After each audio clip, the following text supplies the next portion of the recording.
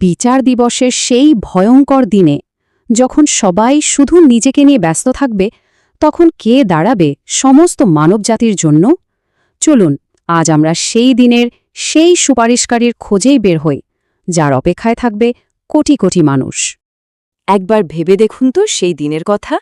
এমন এক ভয়ঙ্কর পরিস্থিতি, এমন চরম বিশৃঙ্খলা আর আতঙ্ক যে দুনিয়ার সবচেয়ে কাছের সম্পর্কগুলো সেদিন অর্থহীন হয়ে যাবে। ভাই তার নিজের ভাইকে চিনবে না, বাবা সন্তানকে দেখে মুখ ফিরিয়ে নেবে, এমনকি মমতাময়ী মা তার নারীছেড়া ধনকে দেখেও দৌড়ে পালাবে, কারণ প্রত্যেকে তখন শুধু নিজের মুক্তির চিন্তায় বিভোর থাকবে। আমাদের এই যে চেনা পৃথিবী, এই পাহাড় পর্বত নদীনালা, সেদিন এর কিছুই থাকবে না। পুরো জমিনকে টেনে একদম মসৃণ সমতল একটা ময়দানে পরিণত করা হবে। আর সেই ময়দানেই পৃথিবীর প্রথম মানুষ থেকে শুরু করে শেষ মানুষ পর্যন্ত সবাইকে এক জায়গায় এনে দাঁড় করানো হবে। আর এই দাঁড়িয়ে থাকাটা কিন্তু 1 ঘন্টা বা 2 দিনের জন্য না।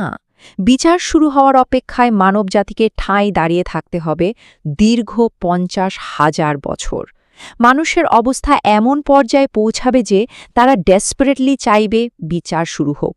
তারা বলবে জাহান্নাম হলেও হোক, কিন্তু এই অপেক্ষার সহ্য হচ্ছে না।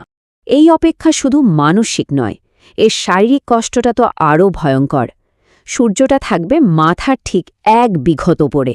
ভাবা যায়?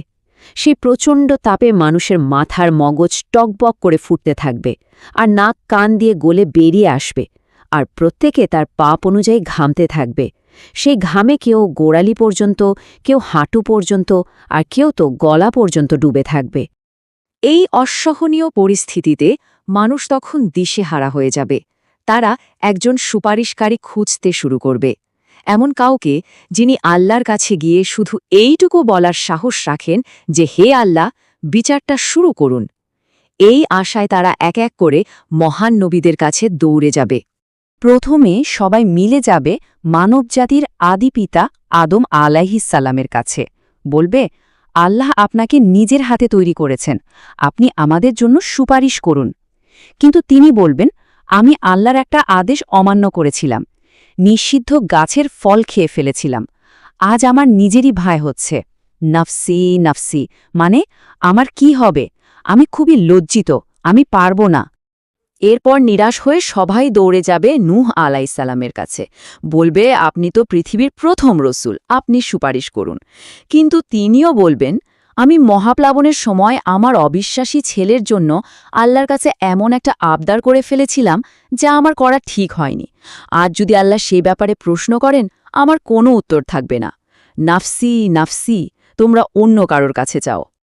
ভাবুন তো, এরপর মানবজাতি যাবে খালিলুল্লাহ অর্থাৎ আল্লাহর বন্ধু ইব্রাহিম আহের কাছে।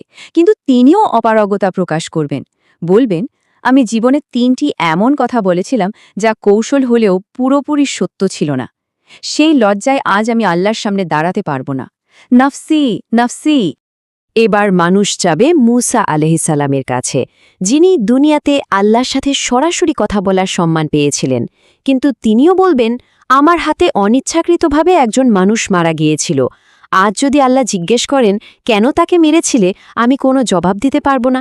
নফসি নফসি, আমি পারব না। আর সবশেষে যখন প্রায় সব আশা শেষ, মানুষ পৌঁছাবে ঈসা আলাইহিসসালামের কাছে। তিনিও বলবেন, আমার অনুসারীরা আমাকেই উপাসনার পাত্র বানিয়েছিল, আমি আজ আল্লাহর সামনে মুখ দেখাতে পারব না। তবে তিনি একটা পথের দিশা দেবেন। তিনি বলবেন, তোমরা শেষ নবীর কাছে যাও। কি দাঁড়ালো তাহলে? আদম থেকে শুরু করে ঈসা আলাইহিসসালাম পর্যন্ত বড় বড় সব নবীরাই যখন নিজেদের ভুল ত্রুটির কথা ভেবে বলছেন নফসি নফসি, তখন কে দাঁড়াবে অসহায় মানবজাতির পক্ষে? কে করবেন সে সুপারিশ? এই চরম হতাশার মধ্যে, এই নিকষ কালো অন্ধকারের মধ্যে একটাই আলোর রেখা দেখা যাবে। তিনি হলেন সর্বশেষ ও সর্বশ্রেষ্ঠ নবী, বিশ্বনবী মুহাম্মদ সাল্লাল্লাহু আলাইহি ওয়াসাল্লাম। যখন সবাই তাকে খুঁজে পাবে, তিনি বলবেন, আসো আমার কাছে আসো, আজকের এই দিনে আমি ছাড়া আল্লাহর সামনে দাঁড়ানোর মতো আর কেউ নেই। তার এ কথা শুনে কোটি কোটি ডেসপারেট মানুষের মনে যেন একটু স্বস্তি ফিরে আসবে। কিন্তু তিনি সরাসরি সুপারিশ করতে যাবেন না। তিনি সোজা আল্লাহর আরশের নিচে গিয়ে সিজদায় লুটিয়ে পড়বেন। সেই জায়গার নাম মাকামে মাহমুদ বা প্রশংসিত স্থান। আর আল্লাহ তখন তাকে এমন কিছু সুন্দর প্রশংসার বাক্য শেখাবেন যা আগে কাউকে শেখানো হয়নি। তিনি সেই বাক্যগুলো দিয়ে আল্লাহর প্রশংসা করতে থাকবেন আর উম্মতের জন্য কাঁদতে থাকবেন। তার কান্না আর প্রশংসায় আল্লাহর রহমতের দরিয়ায় জোয়ার আসবে।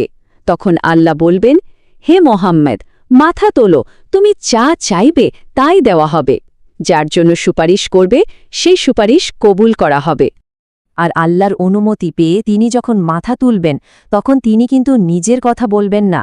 যেখানে অন্য সব নবীরা বলছিলেন নফসি নফসি, আমার কি হবে, সেখানে তিনি বলছেন রব্বি হাবলি উম্মতি, হে আমার রব, আমার উম্মতকে বাঁচান, আমার উম্মতকে রক্ষা করুন। এই পার্থক্যটা একবার খেয়াল করুন। একদিকে সমস্ত নবীরা নিজেদের নিয়ে চিন্তিত হয়ে বলছেন নফসি নফসি, আর অন্যদিকে আমাদের নবী মোহাম্মদ সাল্লাল্লাহু আলাইহি ওয়াসাল্লাম তার উম্মতকে নিয়ে চিন্তিত হয়ে আবেদন করছেন উম্মতি উম্মতি। তিনি তার জীবনের সবচেয়ে মূল্যবান দোয়াটিও নিজের জন্য খরচ না করে এই কঠিন দিনের জন্য জমিয়ে রেখেছিলেন। এর পেছনের কারণটা হল আল্লাহ প্রত্যেক নবীকে একটি করে মুস্তাজাবা দোয়া বা নিশ্চিত কবুল হওয়ার মতো বিশেষ দোয়া করার সুযোগ দিয়েছিলেন। অন্য সব নবীরা তাদের সেই স্পেশাল দোয়া দুনিয়াতেই ব্যবহার করে ফেলেছেন, কিন্তু একমাত্র আমাদের নবী সাল্লাল্লাহু আলাইহি ওয়াসাল্লাম তার সেই দোয়াটি জমিয়ে রেখেছিলেন ঠিক এই দিনের জন্য, তার উম্মদের শাফাতের জন্য। আর তার এই মহান শাফাত কবুল হওয়ার সাথে সাথেই সেই দীর্ঘ 50,000 বছরের ভয়ঙ্কর অপেক্ষার শেষ হবে, আর অবশেষে আল্লাহ চূড়ান্ত বিচার কার্য শুরু করবেন। এই সুপারিশটাই ছিল সেই দিনের তালা খোলার একমাত্র চাবি। তো এই পুরো ঘটনা থেকে আমরা আসলে কি বুঝতে পারলাম? প্রথমত, আল্লাহর ক্ষমতা আর মহিমা এতটাই বিশাল যে তার অনুমতি ছাড়া কথা বলার সাহস কারও হবে না। দ্বিতীয়ত, নবী মোহাম্মদ সাল্লাল্লাহু আলাইহি ওয়াসাল্লামের মর্যাদা কত উঁচু এবং উম্মতের প্রতি তার ভালোবাসা কতটা গভীর। আর সবশেষে সেই দিনের ভয়াবহতা যা আমাদের কল্পনারও অনেক ঊর্ধ্বে। সবশেষে একটা প্রশ্ন কিন্তু থেকেই যায়, সেই মহাবিচার দিবসের জন্য আর আমাদের নবীর সেই শাফাত পাওয়ার যোগ্য হওয়ার জন্য আমাদের প্রস্তুতিটা ঠিক কী? এটা আমাদের সবারই ভেবে দেখা উচিত।